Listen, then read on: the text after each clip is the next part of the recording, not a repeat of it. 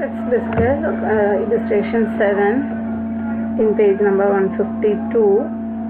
A Limited is planning to acquire T Limited. That means A is the acquiring company and T is the targeted company. The relevant financial details of the two firms prior to the merger announcement are as follows. A Limited and T Limited market price per share, number of shares and market value of the firm are provided.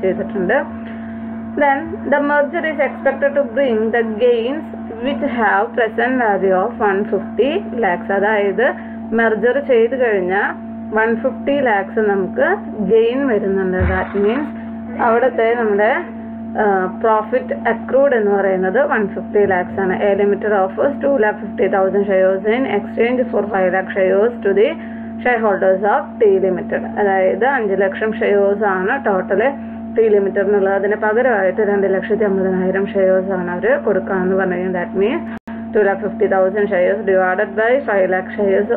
അവിടുത്തെ exchange ratio എന്ന് പറയുന്നത് 0.5 ആയിരിക്കും. Then you are required to determine the total value of the combined firm after the merger gain to the shareholders of A Limited and the true cost of acquiring T Limited. Then first question is to calculate the total value of the combined firm after merger ആണ് ചോദിച്ചിരിക്കുന്നത്. അതിൽ നമ്മൾ ചെയ്യാറുള്ളത് before merger വന്നിരിക്കുന്ന market values combine ചെയ്യാം plus expected synergy benefits. That means the profit accrued to the after merger കമ്പനിയാണ് expected synergy benefits എന്ന് പറയാം. That means market value of A Limited before merger plus market value of the T Limited before merger plus expected synergy benefits.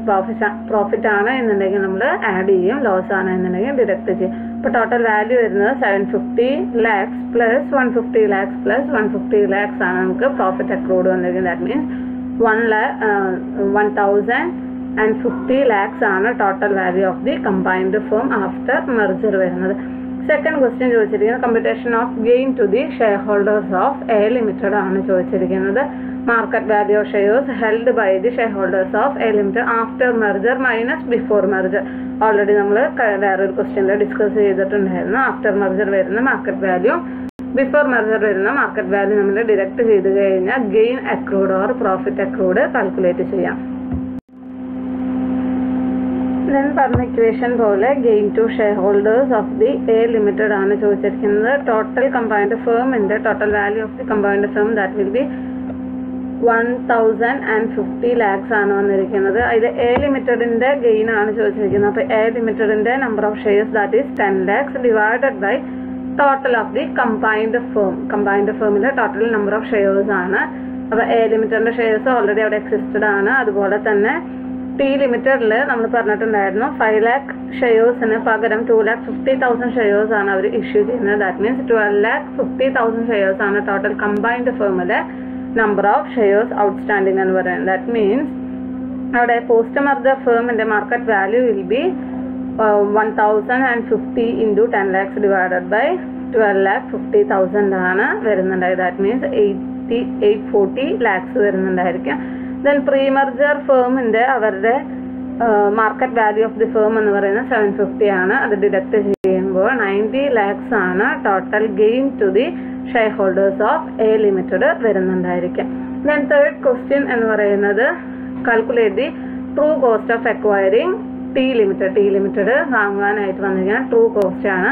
നേരത്തെ ഇക്വേഷനിൽ പറഞ്ഞ പോലെ തന്നെ compensation paid minus market value of the targeted firm. അതായത് compensation paid എന്ന് പറയുന്നത് market value of the targeted firm after merger minus market value of the shares of the T Limited before merger ആണ് ചെയ്യേണ്ടത്. അപ്പോൾ after merger calculate ചെയ്യാനായിട്ട് ഇപ്പോൾ തൊട്ട് മുന്നേ നമ്മൾ എക്സ്പ്ലെയിൻ ചെയ്തിരിക്കുന്ന അതേ ഇക്വേഷൻ തന്നെ market value of the share ടീന്റെ കണ്ടുപിടിക്കാനായിട്ട് ടോട്ടൽ കമ്പൈൻഡ് ഫേമിന്റെ 1,050 ആണ് വന്നിരിക്കുന്നത്. 1,050 ഇൻറ്റു ടി ലിമിറ്റഡിന്റെ നമ്പർ ഓഫ് ഷെയർസ് അക്വയർഡ് എന്ന് പറയുന്നത് 2,50,000 ആണ് divided by total number of shares outstanding in the combined firm that is 12,50,000. ഇക്വേഷനിൽ അപ്ലൈ ചെയ്യുമ്പോൾ ചെറിയൊരു വ്യത്യാസം ഇതിൽ കാണിച്ചിട്ടാണ്. 2,50,000 ഡിവൈഡഡ് ബൈ 12,50,000 ആണ് വരുന്നത്. That is equal to 210 lakhs ആണ് അവരുടെ ടോട്ടൽ കോമ്പൻസേഷൻ പെയ്ഡ് എന്ന് പറയുന്നത്. അതിൽ നിന്ന് അവരുടെ total market value of the firm before merger 150 deduct ചെയ്ത് കഴിഞ്ഞാൽ true cost of acquisition that will B 60 lakhs. The next question is question number 20 in page number 158. Back question ആണ് വരുന്നത്. essay type question ആണ്. HL Limited wishes to acquire TL Limited. That means HL Limited is the acquiring company and TL Limited is the targeted company. A small company with good growth prospects. The relevant information for both companies are as follows. HL Limited and TL Limited. Number of shares outstanding, that is 10 lakhs and 1 lakhs. Share price, that is 25 and 10. EAT before merger ആണ് തന്നിരിക്കുന്നത് 20 lakhs and 2 lakhs. EPS that is equal to 20 lakhs divided by 10 lakhs വരുമ്പോൾ 2 rupees and 2 lakhs divided by 1 lakhs വരുമ്പോൾ 2 rupees ആണ് വരുന്നത്. Then HL Limited is considering 3 different acquisition plans. 3 plans ആണ് use ചെയ്യുക. അപ്പോൾ ഈ 3 പ്ലാൻസിൽ നമുക്ക് value of the firm calculate ചെയ്തെടുക്കണം. പേ 12.5 per share for each share of TL. അതായത് TL-ൽ നമുക്ക് ടോട്ടൽ 1 lakh ഷെയർസ് ആണ് വന്നിരിക്കുന്നത്.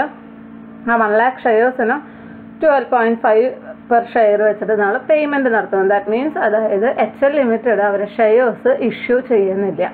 അപ്പോൾ ഫസ്റ്റ് പ്ലാൻ എന്ന് പറയുന്നത് ക്യാഷ് കൊടുത്തിട്ട് നമ്മൾ എന്ത് ചെയ്യുന്നു, ആ കമ്പനിയുടെ എല്ലാ ഷെയർസും നമ്മൾ അക്വയർ ചെയ്തെടുക്കുകയാണ് ചെയ്യുന്നത്. രണ്ടാമത്തെ കേസ് എക്സ്ചേഞ്ച് rupees 25 ക്യാഷ്, 25 രൂപ ക്യാഷ് ആയിട്ടും then 1 share of HL for every 4 shares of TL. അതായത് TL-ലെ 4 ഷെയർസിന് പകരം നമ്മൾ 1 ഷെയർ പ്രൊവൈഡ് ചെയ്യുന്നു. അതായത് അവിടുത്തെ എക്സ്ചേഞ്ച് റേഷ്യോ എന്ന് പറയുന്നത് 1/4 ആണ്.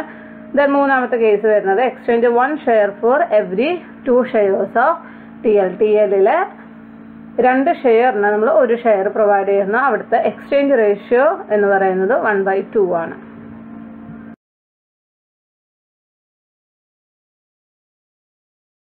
Then plan 1 നമ്മൾ ഓൾറെഡി ഡിസ്കസ് ചെയ്തു. പേ 12.5 rupees per share for each shares of TL Limited. അതായത് ക്യാഷ് കൊടുത്ത് നമ്മൾ അവിടുന്ന് ഒഴിവാക്കുകയാണ് ചെയ്യുന്നത്.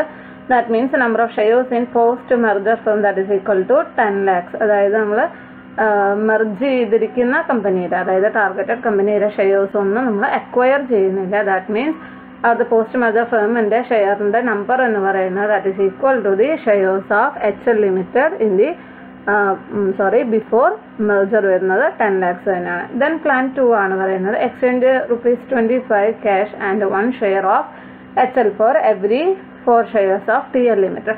അപ്പോൾ acquired number of shares TL Limitedൻ്റെ കാൽക്കുലേറ്റ് ചെയ്യുക. 1 lakh ഷെയർസ് ആണ് ടോട്ടൽ ഉള്ളത്. ഇൻറ്റു 1/4 ചെയ്യുമ്പോൾ that is equal to 25,000 shares ആണ് HL Limited അവരുടെ കയ്യിൽ നിന്ന് അക്വയർ ചെയ്തെടുക്കുന്നത്. നമ്പർ ഓഫ് ഷെയർസിൻ്റെ പോസ്റ്റ് മെർജർ ഫേം, അതായത് കമ്പൈൻഡ് ഫേമിൻ്റെ വരുമ്പോൾ HL Limitedൻ്റെ 10 lakhs അതുപോലെ തന്നെ TL Limitedൻ്റെ 25,000 നമ്മൾ അക്വയർ ചെയ്തിട്ടുണ്ട്. ടോട്ടൽ നമ്പർ ഓഫ് ഷെയർസ് എന്ന് പറയുന്നത് 10,25,000 വരും.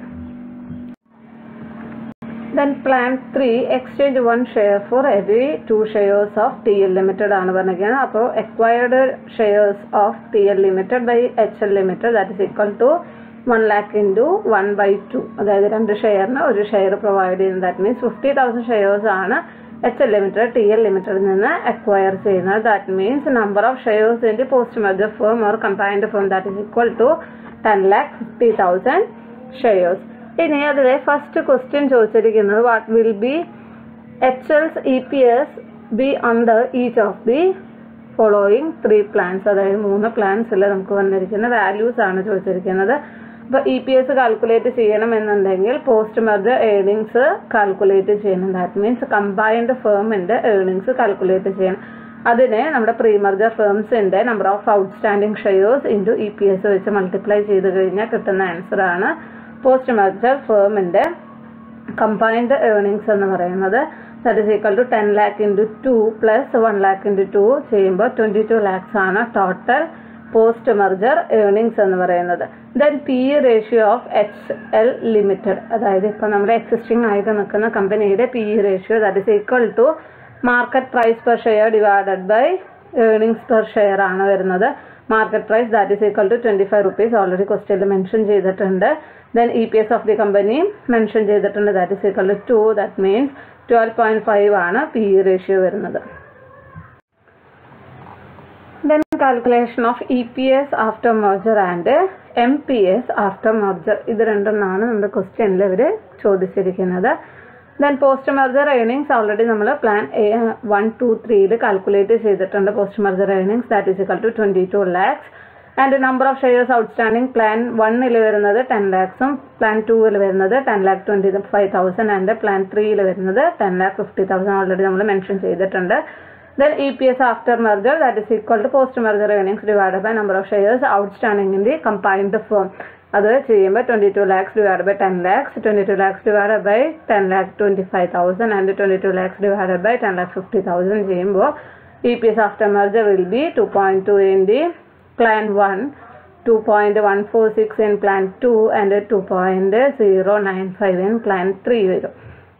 Then next നമ്മുടെ അടുത്ത് ചോദിച്ചിരിക്കുന്നത് മാർക്കറ്റ് പ്രൈസ് പെർ ഷെയർ ആണ്.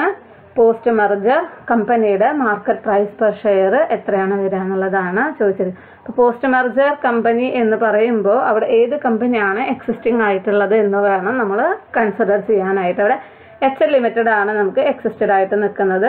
അതുകൊണ്ട് തന്നെ HL ലിമിറ്റഡിൻ്റെ PE റേഷ്യോ കൺസിഡർ ചെയ്തിട്ട് വേണം market price per share calculate ചെയ്യാനായിട്ട്. അപ്പോൾ അവിടെ PE ratio that is equal to 12.5 already നമ്മൾ കാൽക്കുലേറ്റ് ചെയ്ത് വെച്ചിട്ടുണ്ട്. ഇൻ 3 cases 12.5 ആണ് വരുന്നത്. Then market price per share that is equal to PE ratio into EPS after merger ആണ്. ഓൾറെഡി നമ്മൾ അതിന് തൊട്ട് മുന്നേ കണ്ടുപിടിച്ചിട്ടുണ്ട്. ദാറ്റ് മീൻസ് പ്ലാൻ 1 നമുക്ക് 2.2 into 12.5 that is equal to 27.5 and plan 2 12.5 into 2.146 that is equal to 26.82 and in plan 3 12.5 into 2.095 that is equal to 26.19. അപ്പോൾ MPSും EPSും calculate ചെയ്യുന്ന question ആണ് ഇപ്പോൾ നമ്മൾ ഡിസ്കസ് ചെയ്തത്. Then next question number 21 in page number 159. XYZ Limited is considering merging with ABC Limited ആണ് പറഞ്ഞിരിക്കുന്നത്. ഇതിൽ ക്വസ്റ്റ്യനിൽ കുറച്ച് ഇൻഫർമേഷൻസ് അവർ തന്നിട്ടുണ്ട്. ഇതിനെ നമ്മൾ ആദ്യം തന്നെ സാധാരണ ചെയ്യുന്ന മെത്തേഡിലേക്ക് കൺവേർട്ട് ചെയ്ത് എടുത്തെഴുതുക. Then question is to calculate the pre merger earnings per share and PE ratio of both the companies.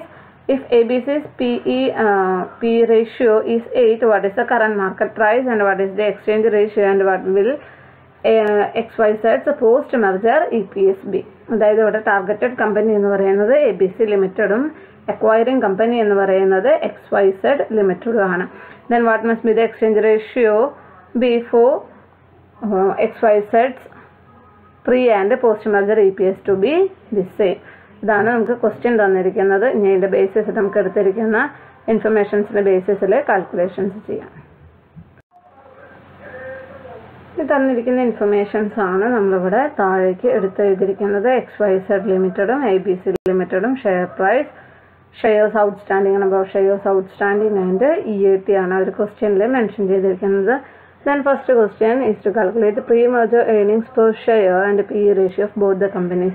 EPS കാൽക്കുലേറ്റ് ചെയ്യാനായിട്ട് ഇക്വേഷൻ വരുന്നത് EAT divided by number of shares ആണ്. അപ്പോൾ ഫസ്റ്റ് ക്വസ്റ്റ്യനിൽ EAT 4 lakhs ആണ്. 4 lakhs divided by number of shares outstanding 2 lakhs that is equal to 2 and in case of ABC Limited 1 lakh divided by 1 lakh that is equal to 1. Then PE ratio that is equal to share price divided by EPS. അതായത് market share price തന്നിട്ടുണ്ട്. MPS already ഒരു provide ചെയ്തിട്ടുണ്ട് 25 ആണ്. 25 divide by 2 ചെയ്യുമ്പോൾ നമുക്ക് 12.5ഉം ABC ലിമിറ്റഡിൽ 12.5 divided by 1 ചെയ്യുമ്പോൾ 12.5 ആണ് നമുക്ക് PE റേഷ്യോ വരുന്നത്.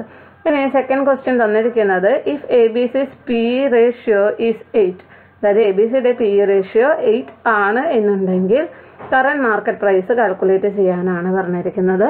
കറന്റ് മാർക്കറ്റ് പ്രൈസ് കണ്ടുപിടിക്കാനായിട്ടുള്ള equation EPS into PE ratio. PE ratio already അവർ ക്വസ്റ്റ്യനിൽ മെൻഷൻ ചെയ്തിരിക്കുന്നത് 8 ആയതുകൊണ്ട് EPS വെച്ചിട്ട് മൾട്ടിപ്ലൈ ചെയ്യുക. ബിഫോർ മെർജർ നമ്മുടെ EPS വന്നിരിക്കുന്നത് 1 ആണ്. അപ്പോൾ 1 into 8 that is equal to 8 rupees ആണ് നമ്മുടെ current market price of ABC limited വരുന്നുണ്ടായിരിക്കും. ദെൻ അതിൽ തന്നെ രണ്ടാമത്തെ question what is the exchange ratio. അതായത് ഇപ്പോൾ നമ്മൾ കണ്ടുപിടിച്ചിരിക്കുന്ന കറന്റ് മാർക്കറ്റ് പ്രൈസിൻ്റെ ബേസിസിൽ അവിടെ എക്സ്ചേഞ്ച് റേഷ്യോ എത്രയാണ് വരുന്നത് എന്നുള്ളതാണ് അടുത്ത question. That is equal to 25 rupees-ആണ് അവരുടെ മാർക്കറ്റ് ഷെയർ വരുന്നത്. എക്സ്ചേഞ്ച് റേഷ്യോ കാൽക്കുലേറ്റ് ചെയ്യുമ്പോൾ ആരാണോ എക്വയർ ചെയ്തിരിക്കുന്ന കമ്പനി ആ കമ്പനിയുടെ share divide by market price of the target company വേണം ചെയ്യാനായിട്ട്. അപ്പോൾ 25 ഡിവൈഡഡ് ബൈ 8 ചെയ്യുമ്പോൾ 3.125 ആണ് നമ്മുടെ എക്സ്ചേഞ്ച് റേഷ്യോ വരുന്നത്. പി റേഷ്യോ 8 ആണ് എന്നുണ്ടെങ്കിൽ അവിടെ വരുന്ന post merger EPS of XYZ Limited ആണ് നെക്സ്റ്റ് ക്വസ്റ്റ്യൻ വന്നിരിക്കുന്നത്. അതിന് ടോട്ടൽ പ്രീ മെർജർ EAT, അതായത് നമ്മുടെ total earnings of the combined firm divide by number of equity shares of the combined firm വേണം ചെയ്യാനായിട്ട്. EAT ഓൾറെഡി അവർ ക്വസ്റ്റ്യനിൽ മെൻഷൻ ചെയ്തിട്ടുണ്ട്. 4 lakhs ആൻഡ് 1 lakhs ആണ് EAT വരുന്നത്. അപ്പോൾ ടോട്ടൽ നമുക്ക് 5 lakhs വരുന്നുണ്ടായിരിക്കും. The number of equity shares of XYZ limited that is 2 lakhs and for ABC limited എത്രയാണെന്നുള്ളത് നമുക്ക് കാൽക്കുലേറ്റ് ചെയ്യണം. എക്സ്ചേഞ്ച് റേഷ്യോ വന്നിരിക്കുന്നത് 3.125 ആണ്. ദാറ്റ് മീൻസ് 3.125 ഷെയർസിന് പകരം നമ്മൾ 1 ഷെയർ ആയിരിക്കും ABC ലിമിറ്റഡിൻ്റെ അക്വയർ ചെയ്യുന്നുണ്ടാക്കിയത്. ദാറ്റ് മീൻസ് 1 lakh into 1/3.125 വരും. ദാറ്റ് ഈസ് ഈക്വൽ ടു 2.16 ആണ് post merger EPS of the XYZ limited വരുന്നുണ്ടായിരിക്കും. Then third question വരുന്നത് what must be the exchange ratio before XYZ's pre and post merger EPS to be the same. അതായത് pre merger and post merger EPS same ആണ് എന്നുണ്ടെങ്കിൽ decide exchange ratio calculate ചെയ്യാനാണ് പറഞ്ഞിരിക്കുന്നത്. Exchange ratio is equal to number of shares to be issued divided by number of shares of the ABC Limited. ഇത് വെച്ചിട്ട് വേണം calculate ചെയ്തെടുക്കാൻ. അപ്പോൾ total number of shares in the post merger കമ്പനിയും അതുപോലെ തന്നെ നമ്മുടെ പ്രീ മെർജറിൽ XYZ ഉണ്ടായിരുന്ന നമ്പർ ഓഫ് ഷെയർസും ഇത് രണ്ടും ഡിഡക്ട് ചെയ്ത് കഴിഞ്ഞാൽ എത്ര ഷെയർസ് നമ്മൾ എന്ത് ചെയ്തിട്ടുണ്ട് പുതിയതായിട്ട് ഇഷ്യൂ ചെയ്തു എന്നുള്ളത് കണ്ടുപിടിക്കാം. ദെൻ അതിൻ്റെ ബേസിസിൽ വേണം എക്സ്ചേഞ്ച് റേഷ്യോ കാൽക്കുലേറ്റ് ചെയ്യാം. അപ്പോൾ ആദ്യം കാൽക്കുലേറ്റ് ചെയ്യേണ്ട total number of shares in the post merger കമ്പനിയാണ്. പോസ്റ്റ് മെർജർ കമ്പനിയുടെ ഇത് കാൽക്കുലേറ്റ് ചെയ്യാനായിട്ട് post merger earnings divide by pre merger earning per share അത് വെച്ചിട്ട് വേണം ചെയ്യാനായിട്ട്. അപ്പോൾ 5 lakh rupees ആണ് പോസ്റ്റ് മെർജർ കമ്പനിയുടെ കമ്പൈൻഡ് ഫേമിൻ്റെ EAT വരുന്നത് divided by pre merger earning per share of the XYZ Limited. അവിടെ എക്സിസ്റ്റഡ് ആയിട്ടുള്ള കമ്പനി എന്ന് പറയുന്നത് XYZ ലിമിറ്റഡ് ആണ്. അതിന് നമുക്ക് വാല്യൂ വരുന്നത് 2 rupees ആണ്. That means 5 lakh divided by 2 that is equal to 2,50,000 shares ആണ് കമ്പൈൻഡ് ഫേമിൽ ഉള്ളത്. The number of shares required to be issued, എത്ര ഷെയർ ഇഷ്യൂ ചെയ്യണം. ടോട്ടൽ ഇപ്പോൾ കമ്പൈൻഡ് ഫേമിൽ 2,50,000. XYZ ലിമിറ്റഡിൻ്റെ ബിഫോർ മെർജർ നമ്മുടെ കയ്യിലുള്ളത് 2 lakh ഷെയർസ് ആണ്. ഇപ്പോൾ ടോട്ടൽ നമ്മൾ 50,000 ഷെയർസ് ആണ് അഡീഷണൽ ആയിട്ട് ഇഷ്യൂ ചെയ്തിരിക്കുന്നത്. ദാറ്റ് മീൻസ് ABC ലിമിറ്റഡിൻ്റെ 50,000 ഷെയർസ് ആണ് നമ്മൾ അക്വയർ ചെയ്തിരിക്കുന്നത്. That means exchange ratio is equal to 50,000 divided by ABC ലിമിറ്റഡിൽ ഓൾറെഡി എക്സിസ്റ്റഡ് ആയിട്ടുള്ള ഷെയർസ് 1 lakhs ആണ്. അപ്പോൾ 50,000 divide by 1 lakh that is equal to 0.5 ആണ് അവിടുത്തെ എക്സ്ചേഞ്ച് റേഷ്യോ വരുന്നുണ്ടായിരിക്കുക.